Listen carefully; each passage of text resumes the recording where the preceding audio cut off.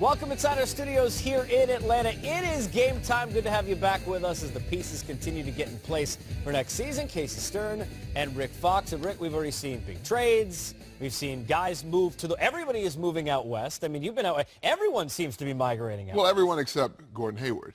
Yeah. He's heading east. Yes, and I think a couple other players may be staying east. See, I like what you did there because that's we call that a segue. Let's talk about some of the guys who are staying east. Dion Waiters, suddenly his options for Miami opened wider as Gordon Hayward moved elsewhere to Boston. He gets a 4-year, $52 million deal. Did a terrific job, shot the three well last year. Other teams like the Knicks were involved, but he stays in Miami. Coming off the T and 3, as Chuck Woolery would say, talk to Swaggy P. Going to the Warriors, a team that likes to shoot from beyond the arc. He's going to get some good looks there. He said before last season he had one hand out of the career grave. He had a fantastic season and now jumps on board to a winner. Typically went north. This is true, right? Moving different directions. This does go south, though, unfortunately for Monte Ellis. Waived for the Pacers, but maybe he gets an opportunity. This is a guy used to be with the Warriors, used to score a lot. Ball in his hands, we know he could still make things happen. We'll see if he gets that. And making it happen at a year 18, 19, 20, I don't know how long we're going to go. Richard Jefferson and Vince Carter are going to try and outdo each other. RJ is back. He said in his road trip and podcast he will return to the Cavaliers. Big part for that, Rick. And look, from an energy and a lift standpoint, this guy played hard in the playoffs. He's had a role for this team now the last few stretches to the NBA Finals and is going to stretch this out a few more years. Maybe he'll get to 20 years. Swaggy was the guy we didn't think we were going to get near that, and it didn't look like there was necessarily a place for him, but he has really kind of matured his game. He's a guy who's played well, and now the question is, what kind of fit do you think he is for the Warriors? I think he's matured in general, which is good. I love the fit because of the style of play. You think the D'Antoni system in L.A., where he really had his best year, was this up-tempo style that we're seeing the Warriors play successfully. Now, you put him on the floor with those other three guys. We see he can shoot the three ball. They actually go in for him. He's going to get some open ones because a lot of attention will be paid to the other players on the floor with him. Made 170, a lot of attempts, but you know what, though? These will be open attempts.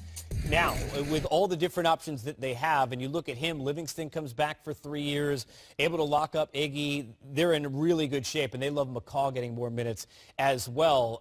We look at some of the other things that have happened, and you wait to see now what could be next. Let's look at your 5 top remaining targets, free agency or trade. Who's on the list and why? Well, free agent-wise, Rudy Gay is now available, along with Kelly Olynyk, surprisingly, with being renounced by the Celtics. And then the vets. Rose, Anthony, Gasol, all being talked about in some form or fashion. Derek has some options to come in as a free agent. And then, obviously, Melo's been coveted by a couple top-tier teams in Houston and the Cavs. Will the Knicks, buy him out? And then Gasol. The Celtics don't seem to be done. They're talking about finding a way to get Marc Gasol. Rose could be maybe in line with the Clippers. And speaking of Carmelo Anthony, could be 2 straight years. Knicks get a former Bulls point guard, Rondo, and the Knicks possibly some mutual interest. We'll see where Rajon kind of fits in. And now, as far as the Celtics are concerned, they're discussing, according to reports, maybe a sign and trade with Utah. They need to free up money. They might do it there with a Jay Crowder. Whether it's the Jazz or elsewhere, can the Celtics lose the toughness that Crowder gives them? Well, we know what he's been in terms of heart and soul for the Celtics.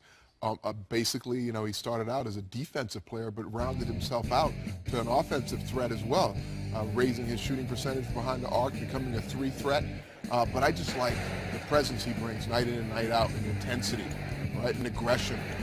When you lose Kelly Olynyk, when you let Tyler Zeller go, when you lose a couple other big men there that won on to Philly in free agency, then you have to think, okay, well, who's holding down the paint with Al Horford? Where's the size? Where's the presence? It's probably why they're talking about Marc Gasol. But if you're going to bring in Gordon Hayward, which is a huge addition, and you're going to have to let some salary go, I'm sure if you're the Utah Jazz, you'd like to take a quality player in Crowder on your roster in exchange, get something out of it. To your point, Rick, down low, remember, the talk here was Al Horford didn't want to play the 5 all the time here. So if he's going to be the 5, who's the 4? Are you going to thrust Jason Tatum into that spot, who had a very good day today at Summer League? I think there's a question now up front about who sits in that 4 spot. I know this league isn't how it used to be. Yeah, no, it isn't. Bruisers aren't at the 4 position. No Charles Oakleys. No Charles Oakleys or Karl Malones like we used to have. So maybe Brown, eventually they've talked about him eventually moving towards being a 4 in this league. It's really 4 6'7" to 6'8" guys on the floor with maybe a big guy at some point. Presence-wise, they're just as a tip to traditional basketball maybe. But today it's positionless basketball. You get the 5 guys out on the floor and you force your tempo and your style. Now, this may in part be because we have former champion over champion, an actor here, but 6 Degrees of Kevin Bacon, one of my favorite games. We'll play it with Gordon Hayward.